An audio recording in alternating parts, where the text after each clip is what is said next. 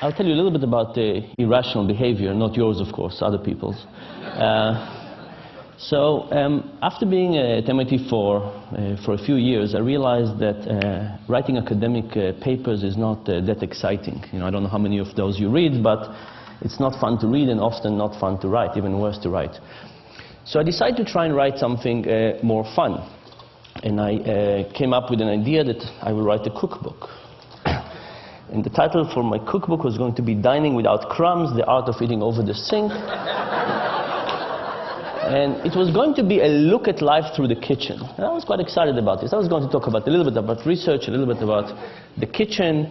You know, we do so much in the kitchen, I thought this would be interesting. And I wrote a couple of chapters and I took it to MIT Press and they said, you know, cute but not for us, go and find somebody else. I tried other people and everybody said the same thing, cute, not for us. Until somebody said, look, if you're serious about this, you first have to write a book about your research. You have to publish something, and then you'll get the opportunity to write something else. If you really want to do it, you have to do it. So I said, you know, I really don't want to write about my research. I do this all day long. I want to write something else, something a bit more free, less constrained. And this person was very forceful and said, look, that's the only way you'll ever do it.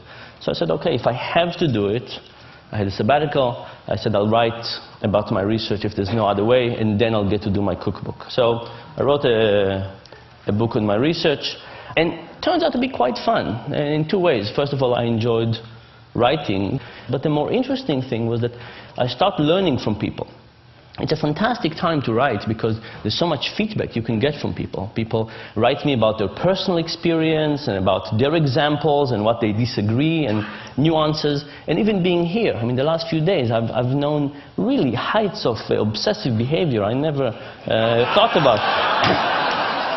Which I think is just fascinating. I want to tell you a little bit about irrational behavior, and I want to start by giving you some examples of visual illusion as a metaphor for rationality. So think about these two tables, and you must have seen this illusion.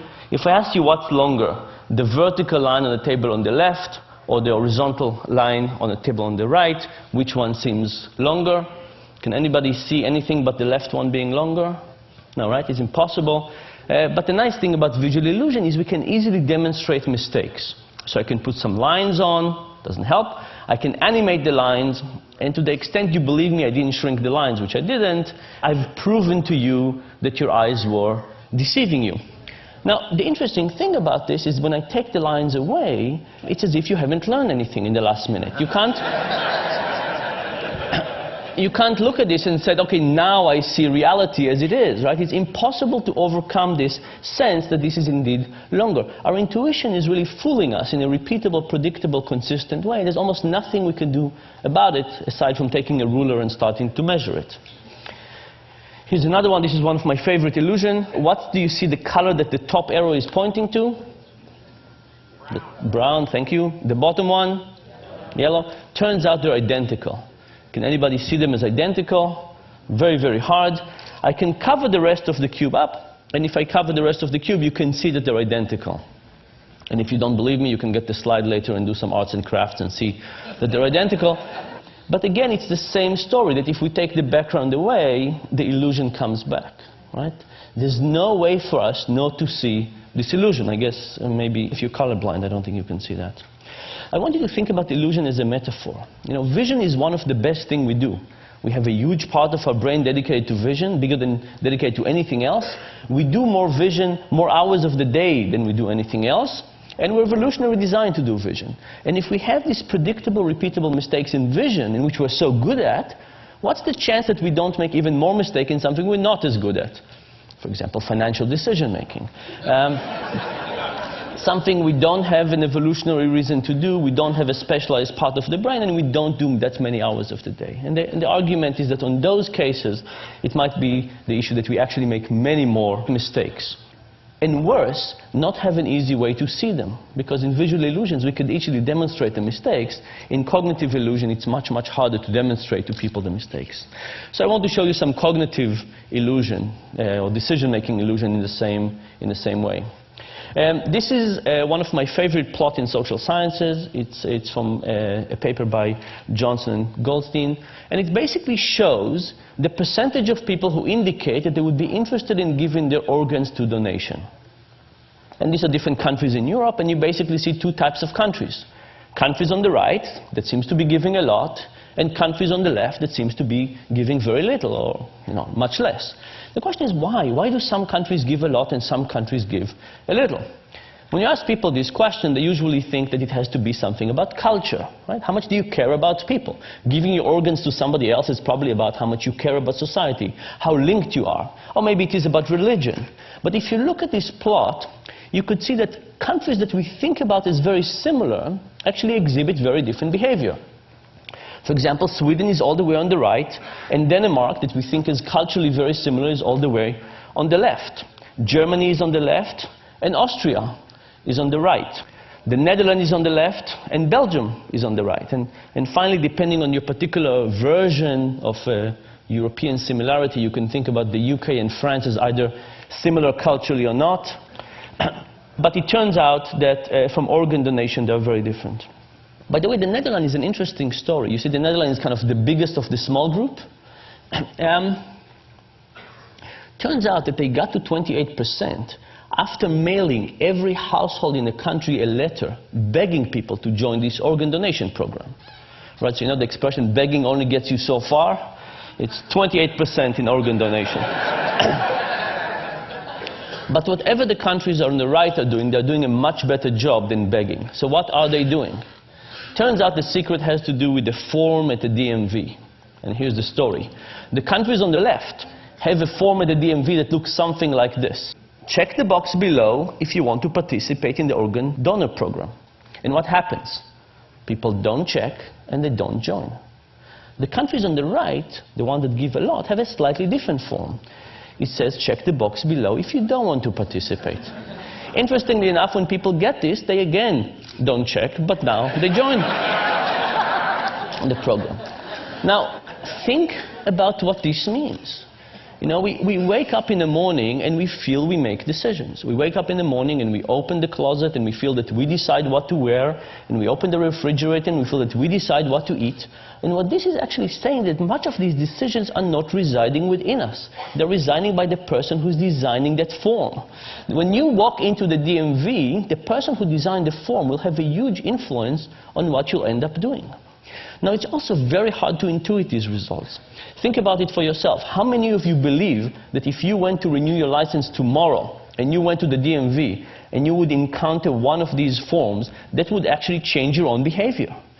Very, very hard to think that it will influence us, right? We can say, oh, these funny Europeans, of course it would influence them. But when it comes to us, we have such a feeling that we're at the driver's seat. We have such a feeling that we're in control and we are making the decision that it's very hard to even accept the idea that we actually have an illusion of making a decision rather than actual decision. Now, you might say, you know, these are decisions we don't care about. In fact, by definition, these are decisions about something that will happen to us after we die. How could we care about something less than something that happens after we die? So a standard economist, somebody who believes in rationality, would say, you know what? The cost of lifting the pencil and marking a V is higher than the possible benefit of the decision, so that's why we get this effect. But in fact, it's not because it's easy, it's not because it's trivial, it's not because we don't care, it's the opposite. It's because we care, it's difficult, and it's complex, and it's so complex that we don't know what to do. And because we have no idea what to do, we just pick whatever it was that was chosen for us. I'll give you one more example for this. This is from a paper by Redelmeyer and Shafir. And they said, you know, would this effect also happens to experts? People who are well paid, experts in their decisions, do it a lot. And they basically took a group of physicians. And they presented to them a case study of a patient. And they said, here's the patient. He's a 67-year-old farmer. He's been suffering from a right hip pain for a while. And then they said to the physician, yes, you decided a few weeks ago that nothing is working for this patient. All these medications, nothing seems to be working. So you refer the patient to hip replacement therapy, hip replacement, okay? So the patient is on a path to have his hip replaced. And then they said, half the physician, they said, yesterday, you reviewed the patient's case and you realized that you forgot to try one medication. You did not try ibuprofen. what do? Do you pull the patient back and try ibuprofen, or do you let them go and have hip replacement? Well, the good news is that most physicians in this case decided to pull the patient and try ibuprofen. Very good for the physicians. The other group of the physicians, they said, yesterday when you reviewed the case, you discovered there were two medications didn't try out yet, ibuprofen and piroxicam. They said, you have two medications didn't try out yet. What do?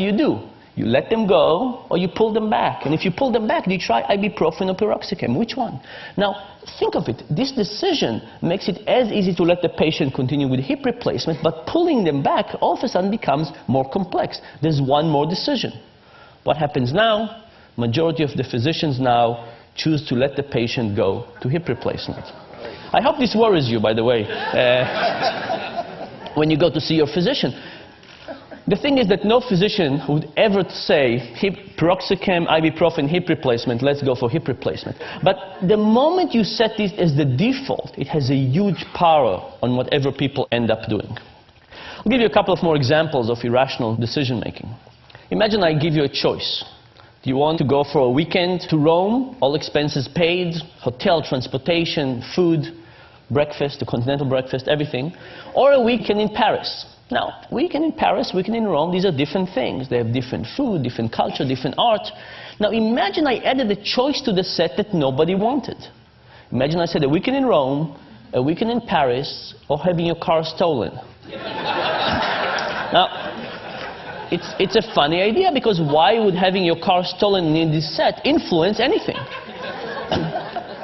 But what if the option to have your car stolen was not exactly like this? What if it was a trip to Rome, all expenses paid, transportation, breakfast, but doesn't include coffee in the morning? If you want coffee, you have to pay for it yourself. It's €2.50.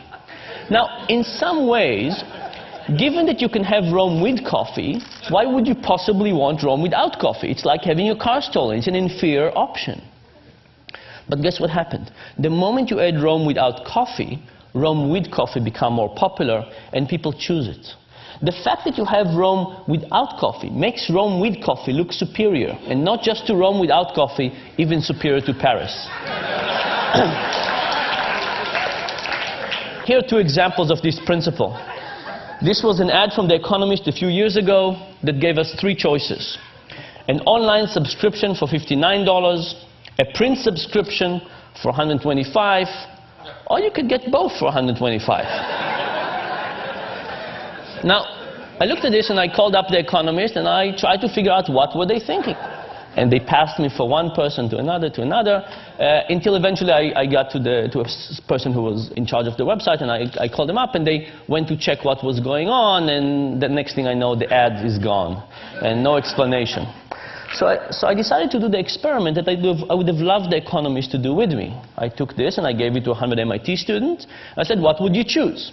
And these are the market share. Most people wanted the combo deal. Thankfully, nobody wanted the dominated options. It means our students can read. But now, if you have an option that nobody wants, you would take it off, right? So I printed another version of this when I eliminated the middle option, and I gave it to another 100 students. Here's what happens.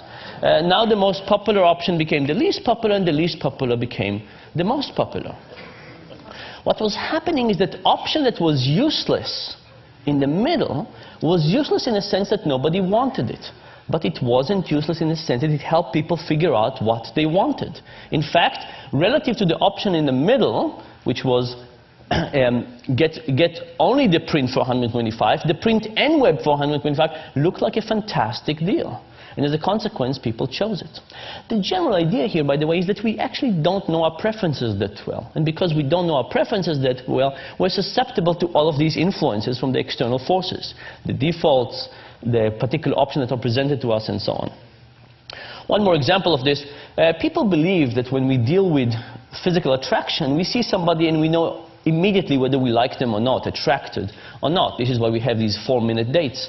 So I decided to do this experiment with people. I'll show you graphic images of people, not real people. The experiment was with people. I showed some people a picture of Tom and a picture of Jerry, and I said, who do you want to date, Tom or Jerry? But for half the people, I added an ugly version of Jerry. I took Photoshop and I made Jerry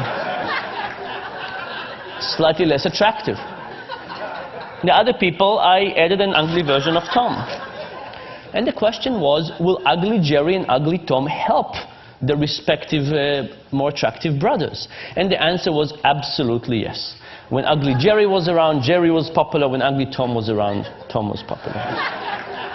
This, of course, has two very clear implications for life in general. If you ever go bar hopping, who do you want to take with you?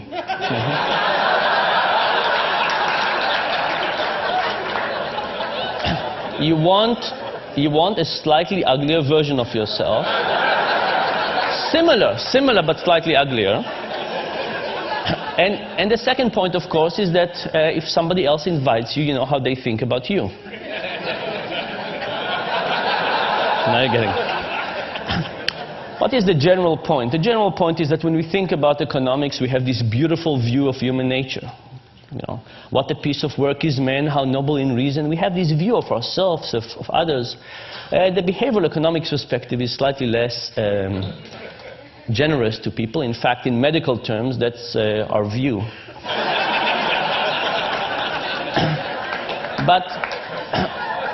But there is a silver lining. And the silver lining is, I think, kind of the reason that behavioral economics is interesting and exciting. You know, are we Superman or are we Homer Simpson? When it comes to building the physical world, we kind of understand our limitations. We build steps and we build these things that not everybody can use, obviously, but we build them. We understand our limitations and we build around it. But for some reason, when it comes to the mental world, when we design things like healthcare and retirement and stock markets, we somehow forget the idea that we're limited. And I think if we understood our cognitive limitations in the same way that we understand our physical limitations, even though they don't stare us in the face in the same way, we could design a better world. And that, I think, is the hope of this thing. Thank you very much.